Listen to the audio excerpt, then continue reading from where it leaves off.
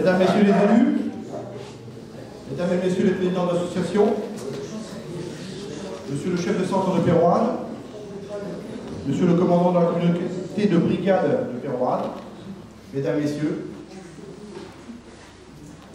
comme chaque année depuis 11 ans, je suis heureux, avec le conseil municipal, de vous accueillir pour ce moment festif que sont les vœux pour la nouvelle année. Et je retrouve avec joie les représentants des associations sportives, culturelles et sociales.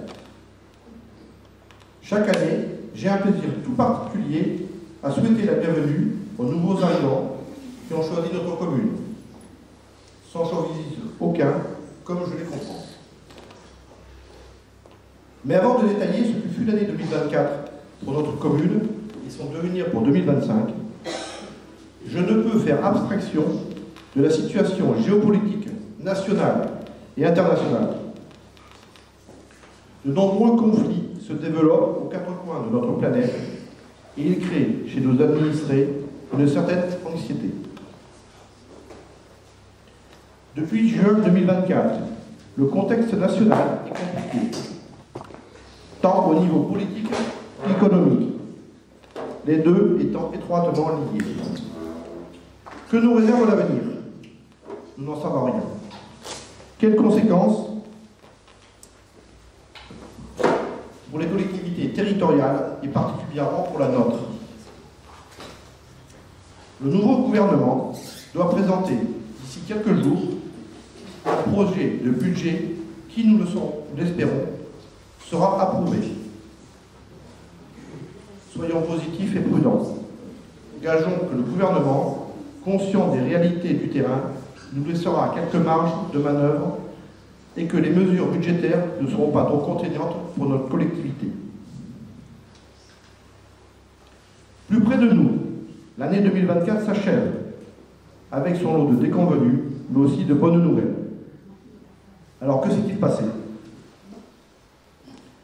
Tout d'abord, nous avons réalisé, avec l'aide du département et de la communauté des communes, la sécurisation de la maison des services en réduisant la vitesse et en créant un trottoir qui permet de rejoindre le bâtiment depuis le centre-bourg. Auparavant, nous avions réhabilité la canalisation d'eau potable qui était vieillissante et défaillante. Nous avons finalisé l'espace pique-nique au lac de la Salaire, mis en place un cheminement adapté aux personnes handicapées et nous espérons pour 2025 poursuivre le développement de ce lieu de vie très apprécié des Péroradais.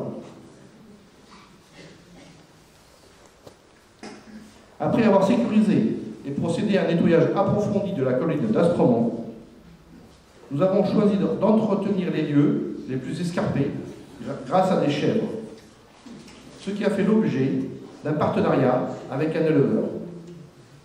L'éco-pâturage au lac de la Sablère et sur la colline pour un objectif éco-responsable. Dans le cadre de la réfection des rues et routes, le chemin des Morisques a été refait et nous avons profité de la réhabilitation pour refaire les descentes d'eau pluviales. Les travaux de sécurisation de la plaine des sports sont en cours, avec déjà la réalisation d'une main courante sécurisée autour du terrain d'honneur du rugby. Il permettra au club d'organiser des matchs de championnat. Il reste donc les entrées à sécuriser. Nous avons créé 8 places de parking devant la maison de retraite pour accueillir les riverains. La toiture de la Croix-Rouge a été en partie rénovée. D'autres travaux de réhabilitation seront entrepris en 2025. Je ne détaillerai pas toutes les interventions faites en régie. Elles sont nombreuses et permettent d'améliorer le quotidien des administrés et des associations. Je tiens ici à remercier et féliciter nos agents du service technique pour leur travail au quotidien.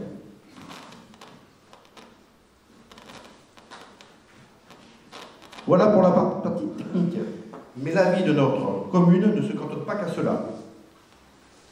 Début 2024, un nouveau directeur général des services a intégré notre collectivité. Monsieur Vincent Dunès a quitté sa commune natale de Hinx et a pris ses fonctions en février 2024. Bienvenue à vous. Cela fait presque un an qu'il collabore avec les élus et les agents pour faire avancer notre collectivité. Que ce soit dans le cadre du CCAS ou celui de la gestion du service eau-assainissement, de nombreux POAD ont pu apprécier son efficacité et sa gentillesse. Patricia Jiménez a quitté son bureau du premier étage pour partir en compte épargne-temps jusqu'au fin mars 2025. À l'issue de cette période, elle prendra une retraite bien méritée. Nous avons donc recruté une nouvelle secrétaire administrative, Béatrice Lataillade, qui est arrivée en novembre et qui a œuvré dans le même poste à Saint-Paul-les-Dax. Nous lui souhaitons la bienvenue. Voilà pour les mouvements du personnel. Gérer une commune, c'est prévoir son avenir. Le départ de Patricia Jiménez, qui a assuré la facturation et les litiges liés au service de l'eau et de l'assainissement, ainsi que la loi NOTRe qui voyait la fin des régies de l'eau et de l'assainissement, nous ont forcés à réfléchir à l'avenir de ce service pour aboutir à une prise de décision. En effet, en janvier 2026, notre régie était de facto cédée à la communauté des communes, sans garantie aucune sur son devenir. Nous avons choisi une attitude constructive plutôt que d'attendre que le choix ne nous soit imposé. Nous avons donc travaillé depuis 2023 sur la recherche de la solution la meilleure pour les administrés et pour la collectivité. Après de nombreuses réunions et entretiens, aidés par un assistant en maîtrise d'ouvrage en eau et assainissement, nous avons fait le choix, dans l'intérêt des Péroises et Péroadais, d'adhérer à l'établissement public qui est le SIDEC. Outre une baisse du prix de l'eau annoncée, nous avons négocié un montant annuel de travaux, autant pour l'eau que pour l'assainissement, afin de poursuivre l'entretien de nos réseaux, entretien réalisé avec professionnalisme et efficacité par les agents de notre régie.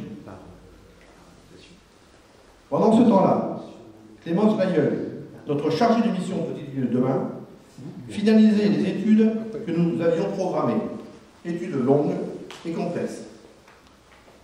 Un exemple, la Grange Batelière, entre son acquisition, le montage de financement, les entretiens avec les différents protagonistes, les visites et réunions avec les APCE, avec le programmiste, et j'en oublie certainement, les travaux pourraient peut-être démarrer en 2025. Nous choisissons la prudence de la réflexion plutôt que de vouloir à tout prix s'inscrire dans un calendrier électoral. Nous avons pu mesurer les dégâts d'un projet mené dans cette seule optique et ce que la collectivité a dû supporter. En effet, certaines personnes se plaisent à dire que cela n'avance pas. Mais je vous garantis que ce n'est pas le cas. Ce sont des centaines et des centaines d'heures de travail avant d'aboutir à un résultat. Je peux aussi vous annoncer que nous allons certainement lancer une OPA-RU, opération pour revitaliser le centre-bourg et aider la rénovation des logements vacants, en partenariat avec la communauté des communes qui en a pris l'engagement. Nous avons aussi travaillé sur la sobriété énergétique. Des propositions sont à l'étude. Elles concernent l'installation de projets photovoltaïques. Assez parlé de 2024. Nous sommes en 2025 et que va-t-il se passer? Tout d'abord, vous avez reçu pendant les fêtes un courrier co-signé par le président du SIDEC et moi-même. Il vous expliquait le nouveau fonctionnement de l'organisation de cette adhésion au SIDEC, vous m'entendez. Si les agents de notre régie de l'eau le souhaitaient, ils pouvaient intégrer les équipes du SIDEC. Nos deux agents ont fait le choix de rester agents de la commune. Ils ont donc intégré en ce début janvier à notre service. Je tiens à leur souhaiter une bonne intégration. La Grange Batelière, dont je vous parlais tout à l'heure, va être rénovée et changera de destination. En effet, elle va devenir la salle de restauration avec self pour nos chefs têtes blondes ou brunes. Parallèlement, nous allons lancer la rénovation de la piscine centrale, qui restera dans les locaux où elle se trouve actuellement. Un accord de convention étant en cours d'élaboration entre la commune et la direction de l'EHPAD. Le programme voirie, établi par notre délégué Jani, sera présenté à la communauté de communes pour validation. Nous allons proposer au SIDEC de programmer la rénovation de l'eau potable et de l'assainissement de la 3e phase de la rue du Château, ainsi que le déploiement de la canalisation d'eau potable route de Cagnotte. Nous allons continuer les travaux du bâtiment de la Croix-Rouge, ainsi que la finalisation de la rampe PMR et de la création d'un sanitaire adapté pour les PMR au centre socioculturel et plus particulièrement au local des Restos du Cœur. Nous terminerons la réhabilitation de la plaine des sports, dont je vous parlais tout à l'heure, qui a jalonné notre premier mandat, dans la rénovation d'un court de tennis. La maison rue d'Aspremont devrait être démolie. Le risque d'effondrement nous a obligés à condamner cet axe primordial pour les vélos. Les travaux pour la liaison Trompicligny devraient être lancés si plus aucun frein administratif n'entrave le projet. Tous ces projets se décideront dans le souci de rigueur budgétaire qui a guidé nos choix jusqu'à maintenant et nous permet d'envisager les investissements les plus importants avec sérénité et l'appui des partenaires financiers. Dans une situation un peu anxiogène, rien de tel que des animations et des spectacles variés pour tous les publics. La commission animation a proposé au Perroiset un grand nombre de possibilités de divertissement. L'apothéose fut ce magnifique spectacle de drone pour clôturer la journée de Noël le 15 décembre dernier. La programmation pour 2025 est déjà bien avancée et c'est sur le MAG que vous découvrirez le calendrier.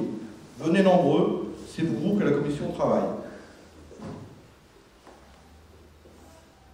Ce soir, je tiens à remercier tous nos agents, techniques et administratifs, qui travaillent à nos côtés, avec enthousiasme et professionnalisme. Ils sont d'une aide précieuse pour nos choix, leur rôle est primordial. Et souvent, en première ligne, pour recueillir les mécontentements, ils recherchent toujours la meilleure solution pour les administrés. Avant de lancer les agapes, je vous souhaite à tous une très belle année 2025, une très bonne santé et la pleine réalisation de tous vos projets. Bonne soirée.